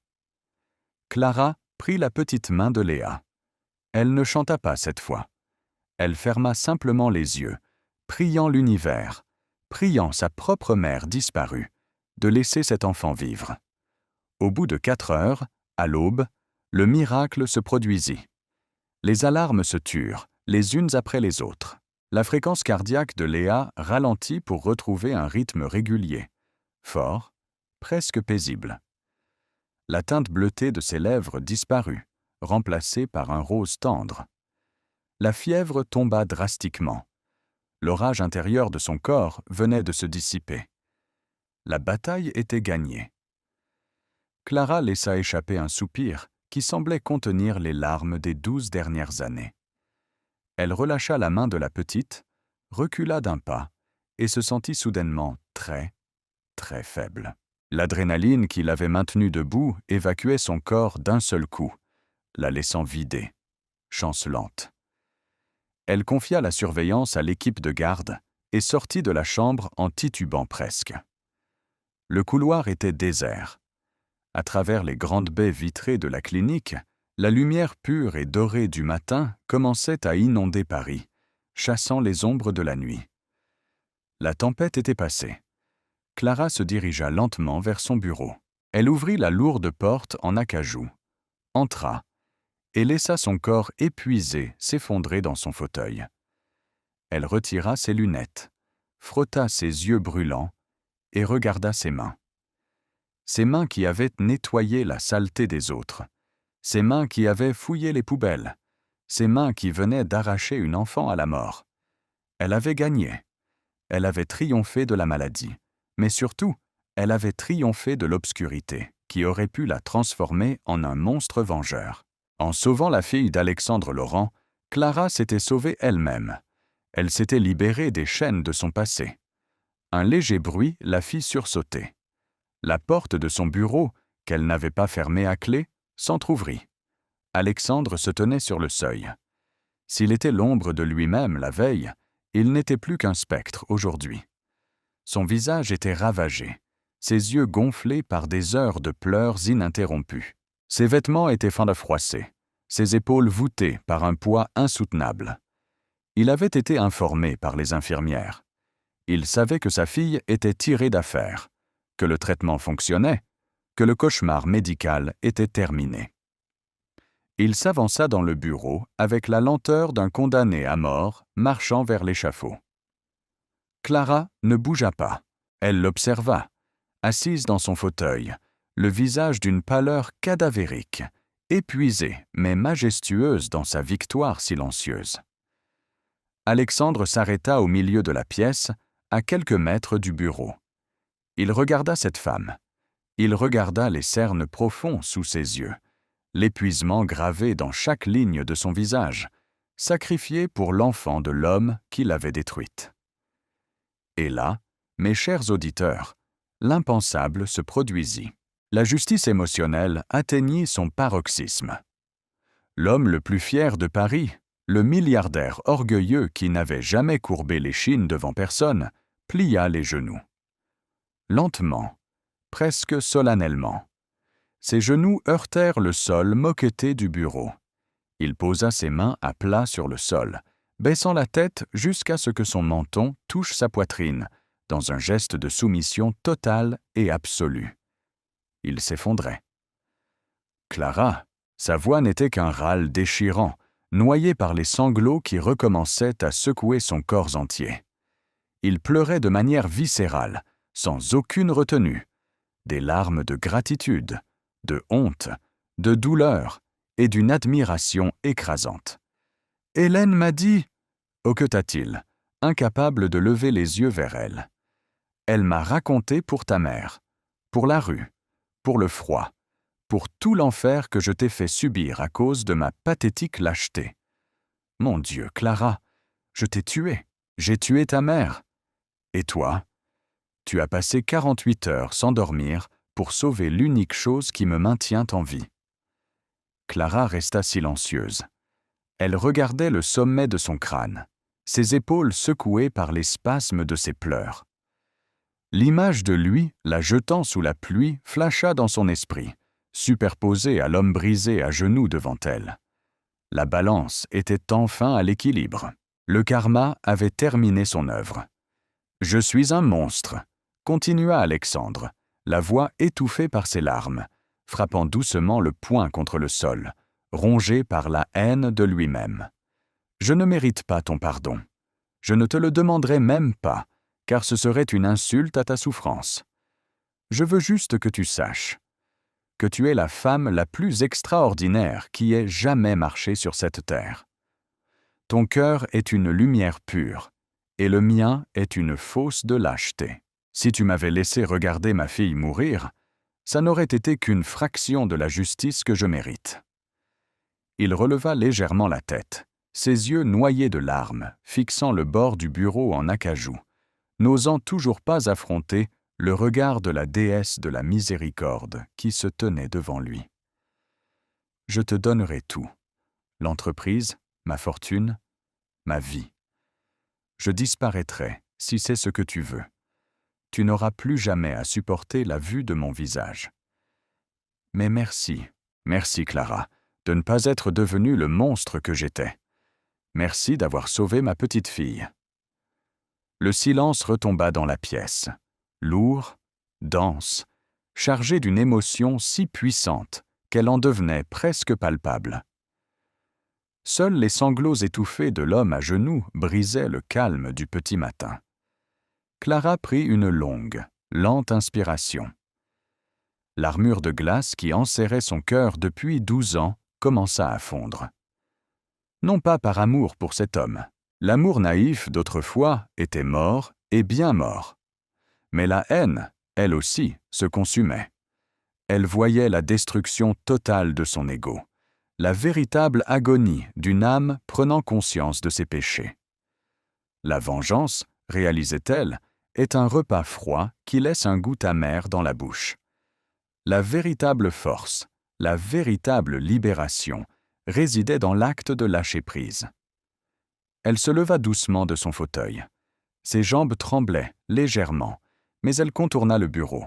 Elle s'avança jusqu'à lui et s'arrêta à quelques centimètres de l'homme prosterné. Elle baissa les yeux vers lui. Elle repensa à sa mère, au froid glacial du métro, à la faim qui tordait l'estomac. Mais elle pensa aussi au sourire paisible de Léa, dormant dans la chambre d'à côté, sauvée des ténèbres. « Relevez-vous, Alexandre », murmura Clara. Sa voix était faible, fatiguée, mais dénuée de la froideur tranchante des semaines passées. C'était la voix d'une femme qui avait traversé l'enfer et qui en était ressortie apaisée. Alexandre secoua la tête, refusant de bouger, incapable de se tenir debout devant elle. « Relevez-vous », répéta-t-elle avec un peu plus de fermeté, s'accroupissant légèrement pour attraper son bras. Au contact de sa main, Alexandre tressaillit, comme s'il avait été brûlé par du fer chaud, mais il obéit. Il se releva péniblement, vacillant, incapable de la regarder dans les yeux. Il garda la tête baissée, les larmes coulant toujours sur ses joues mal rasées. Clara le regarda intensément. L'heure n'était plus aux reproches.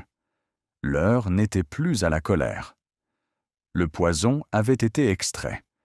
Il était temps de laisser la plaie se refermer. « Tu ne me rendras jamais ma mère, Alexandre, et tu ne me rendras jamais les années de jeunesse que la rue m'a volées, » dit-elle d'une voix douce, mais empreinte d'une vérité absolue. Ce que tu as fait était impardonnable. Alexandre ferma les yeux, encaissant les mots, sachant qu'ils étaient justes. Mais, poursuivit Clara, l'obligeant à rouvrir les yeux par le changement subtil de son intonation, l'homme qui m'a laissé sous la pluie n'existe plus. Je l'ai vu mourir dans cette clinique au cours des dernières semaines. J'ai vu un père naître de ses cendres. Un père prêt à donner sa vie pour son enfant. Elle fit une pause, laissant les mots s'ancrer dans l'esprit tourmenté du milliardaire.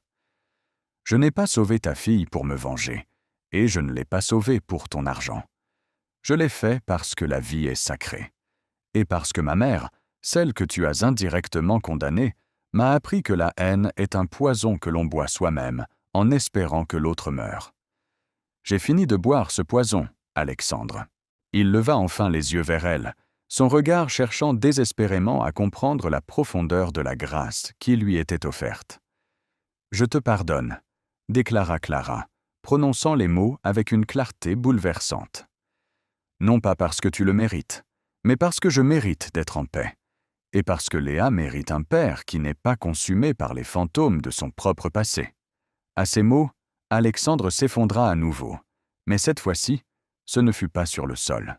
Ses genoux lâchèrent, et dans un élan de désespoir et de gratitude infinie, il tomba en avant. Clara ne recula pas. Elle le laissa s'agripper à sa blouse blanche, posant son front contre son épaule, pleurant comme un enfant perdu qui vient enfin de retrouver son chemin. Clara hésita un instant, puis lentement, sa main, fatiguée par des heures de chirurgie, se leva pour se poser doucement sur le dos de l'homme brisé, lui offrant le pardon ultime, la rédemption que lui-même pensait impossible. À travers la fenêtre du bureau, le soleil s'était complètement levé, baignant la pièce d'une lumière chaude et éclatante. La longue nuit de l'âme était terminée. Les cicatrices resteraient à jamais, mais la blessure, enfin, cessait de saigner. Le calme qui succède à une grande tempête possède une texture particulière, n'est-ce pas? Ce n'est pas un silence vide. C'est un silence chargé de respect, l'épuisement paisible de la terre après avoir survécu à la foudre. Dans les jours qui suivirent cette nuit de confession et de pardon, l'atmosphère au sein de la clinique privée du docteur Valéry s'était transformée. L'air, autrefois saturé d'une tension électrique et d'une urgence de mort, semblait soudain plus léger, plus pur, baignée par la lumière dorée d'un automne parisien qui s'installait doucement. Clara Valérie marchait dans les couloirs avec une posture différente. Le poids invisible, ce fardeau de haine et de ressentiment qu'elle portait sur ses épaules depuis 12 longues années, s'était volatilisé. Elle ne se rendait pas compte, jusqu'à cet instant précis, à quel point l'armure qu'elle avait forgée pour se protéger l'étouffait à petit feu. En pardonnant à l'homme qui avait détruit sa jeunesse, Clara n'avait pas effacé le passé, mais elle en avait retiré le venin. Elle respirait librement pour la première fois depuis la mort de sa mère. La petite Léa récupérait avec la résilience miraculeuse propre à l'enfance. Ses joues, autrefois d'une pâleur translucide, avaient retrouvé une teinte rosée. Ses rires clairs résonnaient désormais dans la chambre 402, chassant les derniers fantômes de la maladie. Et puis, il y avait Alexandre. L'héritier milliardaire ne s'était pas transformé par magie en un saint, mais l'arrogance qui définissait autrefois son existence avait été consumée sur l'autel de la souffrance. Il avait compris la valeur de la grâce qui lui avait été accordée.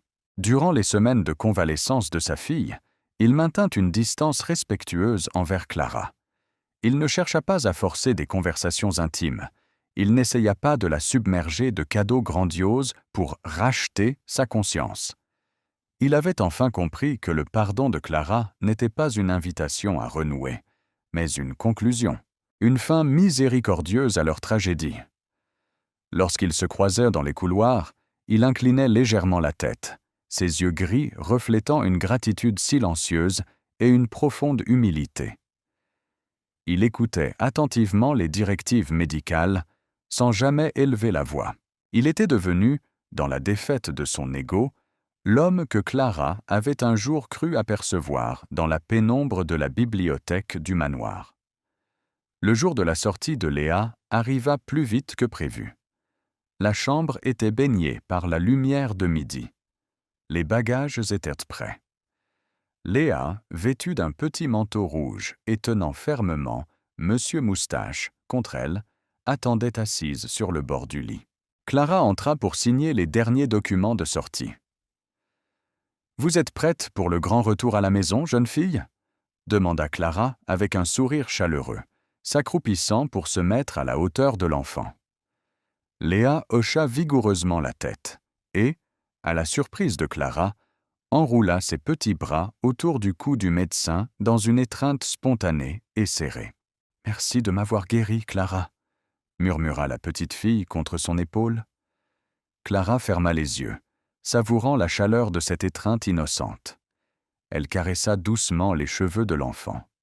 « Prends bien soin de toi, Léa, et de ton papa. » Elle se redressa et croisa le regard d'Alexandre. Il se tenait près de la porte, vêtu d'un simple pull sombre, un sac de voyage à la main.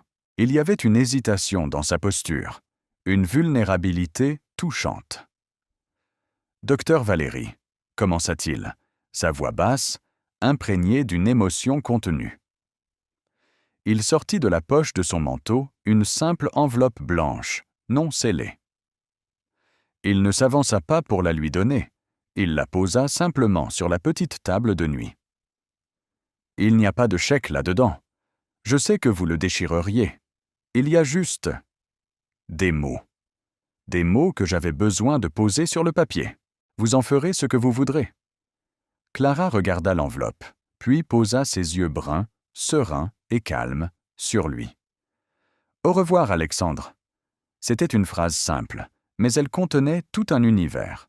C'était l'adieu à l'ombre du passé. « Au revoir, Clara. Et merci. Pour tout. » Il prit la main de sa fille, et ensemble, ils franchirent la porte, s'éloignant dans le couloir jusqu'à disparaître. Clara resta seule dans la chambre silencieuse. Elle s'approcha de la table, prit l'enveloppe et l'ouvrit. À l'intérieur, sur un papier à lettres sobres, il n'y avait qu'une seule phrase, écrite d'une main tremblante. « Tu avais raison. La haine est un poison. Je consacrerai le reste de ma vie à m'assurer que personne d'autre n'ait à le boire par ma faute. » A.L. Les mois s'écoulèrent. L'hiver recouvrit Paris de son manteau blanc, figeant la ville dans une beauté mélancolique. Puis le printemps éclata, ramenant la vie et les couleurs dans les rues. Clara Valéry continua son travail avec la même excellence, mais ses collègues remarquèrent un changement subtil. La glace avait fondu. Elle souriait plus souvent. Elle prenait le temps de s'asseoir avec les familles, non plus seulement comme une clinicienne brillante, mais comme une femme profondément humaine. Elle n'avait plus eu de nouvelles d'Alexandre Laurent. Il avait disparu de son horizon, respectant sa promesse implicite de la laisser en paix. Jusqu'à ce matin d'avril. Clara prenait son café dans son bureau lorsqu'Hélène, l'infirmière en chef, entra en trombe, sans même frapper, tenant un exemplaire du journal Le Monde entre ses mains. Ses yeux pétillaient d'un mélange de choc et de triomphe. « Clara, il faut que tu lises ça, immédiatement », dit Hélène en déposant brutalement le journal sur le bureau, pointant du doigt la une de la section économique et sociale. Clara fronça les sourcils, ajustant ses lunettes, et baissa les yeux vers la page. Le titre, imprimé en caractères gras, lui coupa le souffle. « Séisme financier. Le milliardaire Alexandre Laurent cède la présidence de son empire pour créer la plus grande fondation médicale de France. » Les mains de Clara se mirent à trembler légèrement alors qu'elle parcourait l'article. Les mots dansaient devant ses yeux. Alexandre Laurent avait officiellement démissionné de ses fonctions de PDG de Laurent Holdings. Il avait vendu la majorité de ses parts personnelles. Et avec cette fortune colossale, il n'avait pas acheté de yacht ou d'île privée. Il avait fondé un institut dont le but exclusif était de financer intégralement les études de médecine, le logement et les soins de santé pour les étudiants issus des milieux les plus défavorisés, afin qu'aucun jeune talent ne soit brisé par la misère. Clara lut le dernier paragraphe, et une larme, une seule, chaude et libératrice, glissa sur sa joue. L'Institut ne portait pas le nom d'Alexandre. Il ne portait pas le nom de l'illustre famille Laurent. Il s'appelait la Fondation Madeleine Valéry. Le nom de la mère de Clara. La femme morte de froid parce que le monde lui avait tourné le dos. Alexandre n'avait pas essayé d'acheter l'amour de Clara. Il savait que c'était impossible. Au lieu de cela, il avait pris la blessure la plus profonde de la jeune femme, l'injustice sociale qui lui avait arraché sa mère, et il avait utilisé tout son pouvoir pour s'assurer que cette tragédie ne se reproduise plus jamais pour d'autres familles. Il avait érigé un monument éternel à la mémoire de la femme qu'il avait indirectement détruite. C'était la rédemption absolue, l'acte silencieux d'un homme qui réparait le tissu déchiré de l'univers avec les fils de son propre héritage. Clara leva les yeux vers Hélène, incapable de prononcer un mot, la gorge nouée par une émotion indescriptible. Hélène sourit doucement, posant une main maternelle sur l'épaule du médecin. « Il a compris, Clara, » murmura l'infirmière. « La leçon a été apprise. Ta mère a sauvé sa fille, et maintenant, le nom de ta mère sauvera des milliers d'autres vies. » 3 années passèrent depuis ce jour.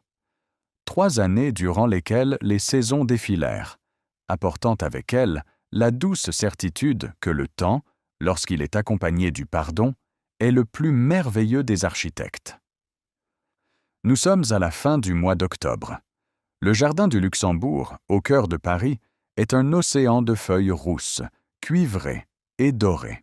L'air y est vif, piquant, mais réchauffé par les rayons obliques d'un soleil de fin d'après-midi.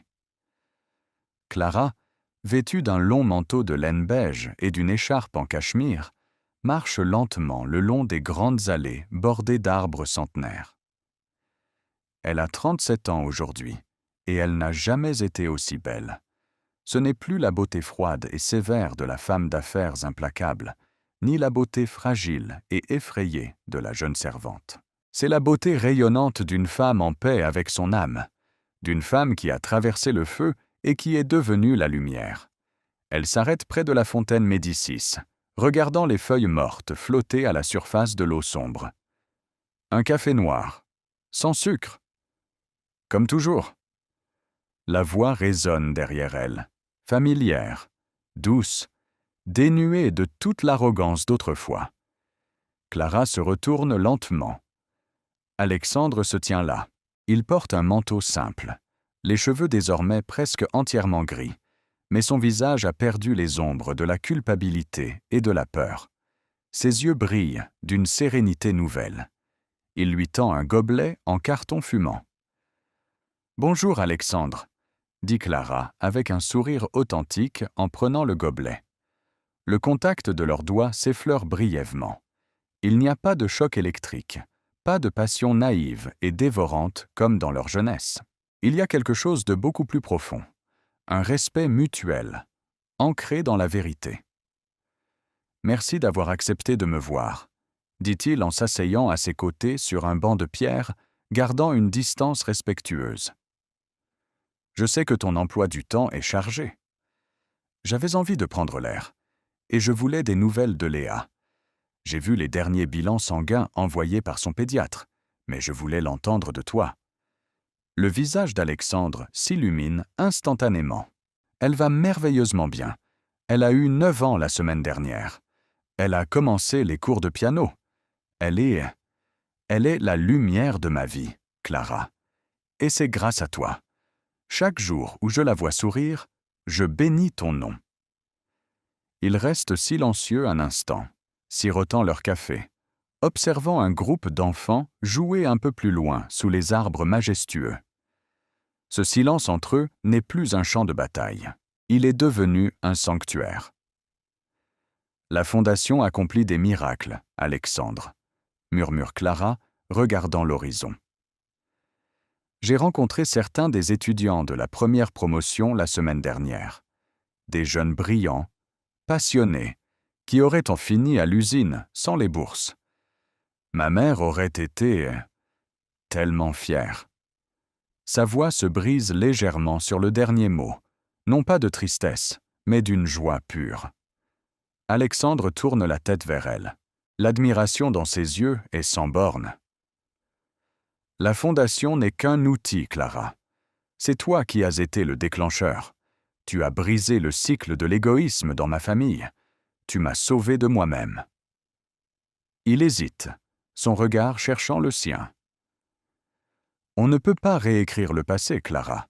Je donnerais ma vie pour effacer ce que je t'ai fait subir. Mais c'est impossible. En revanche, on peut écrire un nouveau chapitre. Sans mensonge, sans statut social. Juste 2 êtres humains qui ont survécu à leur propre tempête. Clara le regarde longuement. Elle voit l'homme qu'il est devenu. L'amour des contes de fées n'existe pas. Elle le sait maintenant. L'amour véritable se forge dans le feu des épreuves, dans la capacité à se regarder au plus bas et à choisir de s'élever ensemble. Elle ne sait pas où ce chemin les mènera. Peut-être vers une belle amitié, peut-être vers un amour mature et indestructible. L'avenir est une toile vierge. Lentement, Clara glisse sa main libre sur le bois froid du banc, jusqu'à ce que ses doigts frôlent ceux d'Alexandre. Il tourne sa paume et entrelace doucement ses doigts aux siens. Le geste est simple, infiniment tendre, et scelle la paix définitive entre leurs 2 âmes.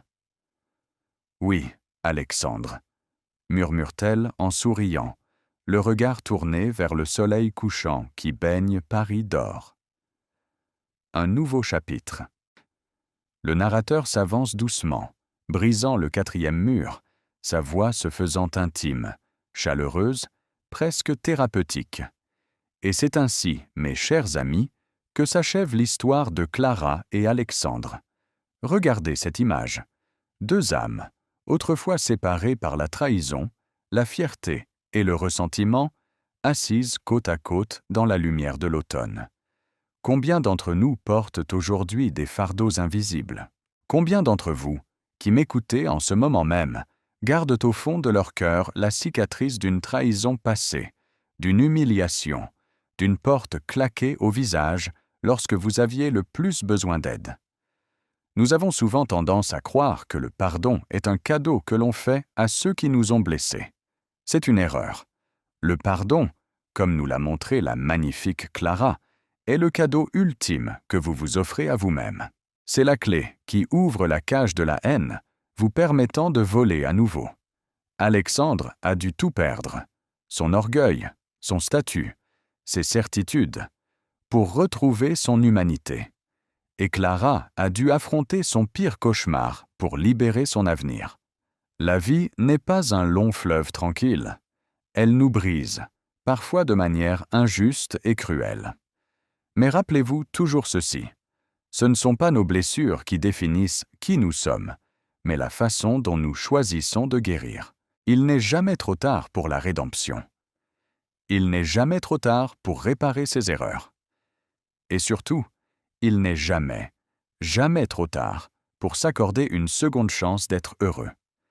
Si cette histoire a résonné en vous, si elle a touché une corde sensible de votre propre vécu, je vous invite à prendre un instant pour vous-même.